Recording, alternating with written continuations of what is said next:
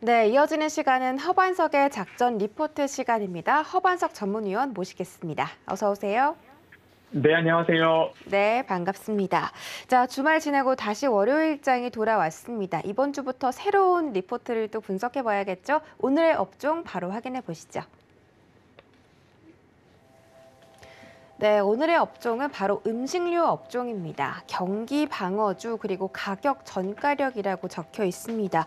참 쉽지 않은 1월장인데 이 작전 리포트에서 계속해서 안정적으로 볼 수 있는 종목들 그리고 종목군들 짚어드리고 있습니다. 지난 BGF 리테일 상승세 보시면 아시겠지만 이 허반석의 작전 리포트를 꾸준히 시청하셔야 할 이유가 되기도 하는데요.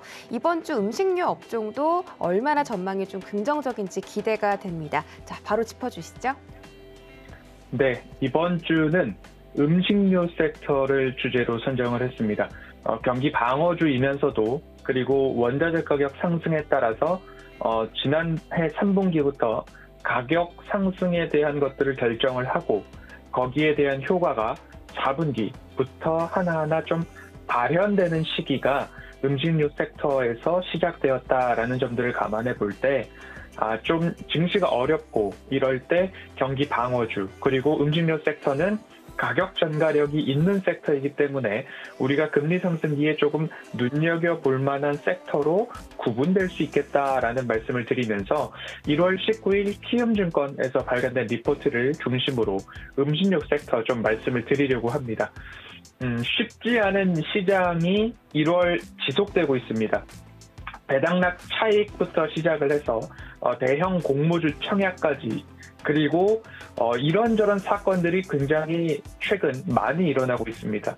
오스템 임플란트의 횡령 사건, 그리고 HDC 현대산업개발의 붕괴 사고, 메드텍토의 임상 반려 소식, 셀트리온의 분식회계 관련 감리 소식, 위메이드의 위믹스 코인 관련된 매도 소식, 신라젠의 상장 폐지 결정, 아직까지 조금 추가적인 절차들이 남아있기는 하겠죠. 카카오 경영진의 사퇴 그리고 먹튀라는 이야기들 지속적으로 오늘도 나오고 있고요. LG에너지솔루션의 어마어마한 공모 규모에 의해서 수급 쏠림들이 있었습니다. 안트로젠의 인상 실패 그리고 에코프로비엠의 화재 그리고 또 효성 TNC에서 화재 사건들이 사고들이 하나하나 좀 일어나고 있는데 이러한 소식이 1월 단 한 3주 동안 벌어진 일들이다라는 모습이 참 어렵다. 그리고 만만치 않다. 예상 밖의 일들까지도 사건 사고들이 터져나가고 있는 모습이고 나스닥 지수도 마찬가지로 14,200포인트 정도는 지켜줄 줄 알았는데 이마저도 조금 깨고 내려갔습니다. 어제 저녁 공개 방송을 좀 진행을 했는데요. 그때도 말씀을 드렸지만 볼린저 밴드 200일선 기준으로 나스닥 지수는 13,300선까지도 조금 확인할 필요가 있겠다라는 말씀을 전망을 조금 조심스럽게 드렸고 아직까지 조금 걱정을 해야 될 부분들이 조금 남아있다라는 부분입니다.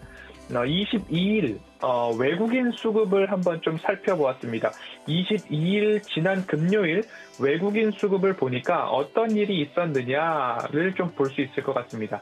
22일 금요일 외국인 수급을 보면 이렇게 매수 우위로 좀 구분을 해놓고 보면 코스피, 코스닥 모두 다 외인이 2,200억, 외인이 3,200억 이상 매도를 했습니다. 기관도 코스피 6,400억, 570억 원, 코스피, 코스닥 모두 다 매도를 했습니다. 이 와중에 외국인들이 그래도 매도를 하지 않고 좀 관망을 하거나 매수한 섹터가 있을까를 살펴보면 가장 상단에 보험업종 나옵니다. 금리 상승의 수혜가 되겠죠. 그리고 나서 보이는 곳이 화학, 철강, 금속 나오는데 경기 민감 섹터로 좀 구분해 볼 수 있을 것 같습니다. 그리고 나머지 빨간색 구간 매수로 잡힌 부분들을 보면 통신, 금융, 유통, 음식료, 전기, 가스 결국 경기 방어주 섹터로 좀 구분을 해볼 수 있을 것입니다. 미국 시장에서도 마찬가지로 코카콜라, 허쉬 초콜릿, 펩시코, 그리고 오레오 과자로 유명한 몬델리즈, 그리고 제너럴 밀즈, 플라워스 푸드 등 음식료 섹터가 52주 신고가를 좀 가고 있는 흐름들이 나오고 있습니다. 그렇기 때문에 익히 시장에서 들어왔고 그리고 명확히 수급적으로도 구분이 좀 되고 있고 그러면 방금 전 말씀드렸던 금리 상승의 수혜 그리고 경기 민감주, 경기 방어주 이 섹터는 22년도에 우리가 또 주목해 볼 만한 곳으로 하나 이렇게 분류를 해놓고 그곳에 대한 추적과 관찰, 관심을 지속해야 할 필요가 있겠다라는 말씀을 드리면서 이번 주는 이 음식료 섹터에 대해서 좀 구체적으로 살펴보도록 하겠습니다. 네, 음식료 업종이 경기 민감주인데다가 또 금리 인상 수혜주라고 하니까 정말 매력적이지 않을 수가 없겠는데 이렇게 악재가 가득한 시장 속에서도 계속 선방해주는 모습이 나타나고 있습니다. 어떤 종목들 구체적으로 좀 살펴보면 좋을까요? 네, 음식료 업종의 투자 키워드는 3분기는 부진했으나 4분기부터는 실적 개선에 대한 모멘텀을 좀 주목해 보자라는 말씀을 드렸고요. 지연되고 있지만 단계적 일상 회복, 위드 코로나에 대한 업황 개선이 자꾸만 지연되고 있기 때문에 좀 어려운 감이 없지 않아 있습니다. 하지만 그 어려움 속에서도 어려움을 타개할 만한 모멘텀을 찾자면 한류 열풍, K-푸드 이런 쪽으로도 관심을 가져보시고 우리나라뿐만 아니라 해외 시장에서 인기를 끌 만한 기업들에 대해서도 눈여겨볼 필요가 있겠다라는 말씀을 드립니다. 라면 같은 경우가 여기에 또 해당을 할 수 있을 것 같고요. 거기에 더해서 시작 부분에 말씀을 드렸듯이 가격 전가력이 결정이 되었고 가격 전가력이 이제 실적에 반영돼서 발휘될 그리고 우리가 수치로서 확인될 일들이 하나하나 남아있다. 4분기 실적부터 어떤 기업들이 가격 전가력에 의해서 무언가 좋은 모습들, 퍼포먼스들을 내는지 미리미리 좀 살펴보고 뜯어보고 준비해야 할 시간이 되었다라는 부분입니다. 가격 전가력, 4분기 실적 개선 가능성이 높아졌다라는 이야기인데요. 곡물 가격이 상승을 한다. 그리고 상승을 했기 때문에 우리는 가격을 좀 높여야 될 것 같습니다. 해서 판매 가격을 높였습니다. 그 이후에 곡물 가격 상승세가 둔화되고 시작했다. 피크를 찍었다. 정점에 달했다. 라는 이야기가 나오면 곡물 가격이 또 내려갈 것을 감안해서 우리가 판매 가격을 내리겠습니다. 이런 이야기는 절대 시장에 나오지 않겠죠. 그런 것처럼 곡물 가격 상승세가 둔화되고 그리고 추가적으로 곡물 가격이 하락 또는 하향 조정된다면 거기에서 마진율이 높아지고 이익 체력이 더 좋아지는 기업들이 음식료 섹터에 있을 것이다 라는 부분 말씀을 드리고 있습니다.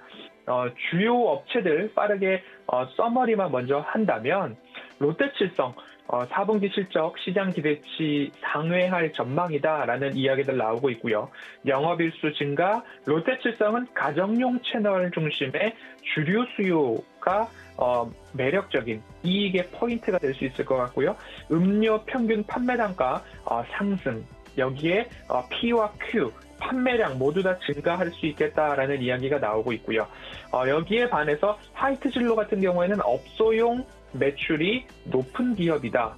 업소용 판매 비중이 높은 기업이기 때문에 코로나19에 대한 완화, 그래서 영업시간 제한도 다시 풀려야 되고 그런 부분들이 조금 더 있기 때문에 롯데칠성과 화이트진로는 그런 차이가 있다라는 부분 참고를 해보시면 좋을 것 같고요. KT엔진은 수출에 대한 부진, 여파가 좀 있을 것 같고 동원 F&B와 메일유업은 원재료 투입 단가 상승과 판촉비 증가 영향이 있을 수 있다. 그리고 지난해 연말 주력 제품에 있어서 가격 인상을 했고 상반기에 이러한 수익성 회복에 대한 기대감이 있어서 플랫한 모습들 전망들이 나오고 있습니다. 그리고 나서 또 살펴볼 기업이 오리온입니다. 오리온 같은 경우에 실적 개선이 좀 강할 기업 중에 하나다. 지난해 4분기부터 좋아질 것으로 제가 좀 말씀을 드렸으나 그보다 조금 반등이 좀 늦게 나오지 않았나. 하지만 오리온도 마찬가지로 주력 제품의 가격 인상 그리고 국내뿐만 아니라 베트남, 러시아, 인도 등 매출 성장세가 뚜렷하게 나오고 있는 모습이죠. 오리오는 정이고 정은 초코파이다라는 이야기가 나오는 것처럼 해외에서의 인기가 굉장히 좋은 상품, 라면과 이러한 파이류 있다라는 점 참고를 해보시면 좋을 것 같고요. CJ제일제당 같은 경우에는 하반기로 갈수록 실적 모멘텀이 강화될 것으로 좀 전망이 되고 있습니다. 상반기 아미노산, 축산 부분 시황의 역기저 효과 때문에 실적 개선 모멘텀은 아직까지는 조금 다소 약한 부분이 있지만 워낙 언택트와 컨택트, 냉동식품류, 그리고 미국에서의 그 인프라, 매출 판매 인프라가 굉장히 탄탄하기 때문에 CJ제일제당은 잘라낼 종목보다는 조금 장기적으로 가져가야 될 만한 그런 기업으로 분류해 보시는 게 어떨까라는 생각이 들고요. 라면, 농심에 대한 이야기 나오고 있고요. CJ 프레시웨이, 식자재 유통, 외식 경기가 좀 회복되고 물가 상승 효과에 대한 기대감들이 좀 지속될 수 있다라는 점들을 감안해 본다면 농심과 CJ 프레시웨이까지도 살펴볼 수 있을 것 같습니다. 수급에 대한 기준으로 외국인들의 수급이 국내 지난 금요일 시장 굉장한 매도세를 지속하고 있음에도 불구하고 순매수를 기록한 섹터 중에 하나가 음식료 섹터였다. 그리고 소비자 물가지수 상승과 함께 가격 상승도 이루어졌기 때문에 소비자들의 저항이 그렇게 높지는 않은 상황이다. 그리고 미국 시장에서도 음식료 섹터의 52주 신고가가 나오고 있는 모습들을 보았을 때 이 음식료 섹터 안에서 옥석 가리기를 잘 한다면 22년도 지수 하단에서 눈여겨볼 만한 기업들이 분명히 있을 것이다 라는 이야기 드리면서 이번 주는 음식료 섹터 안에서 더 관심 가져볼 만한 기업들 준비해서 내일 또 찾아오도록 하겠습니다.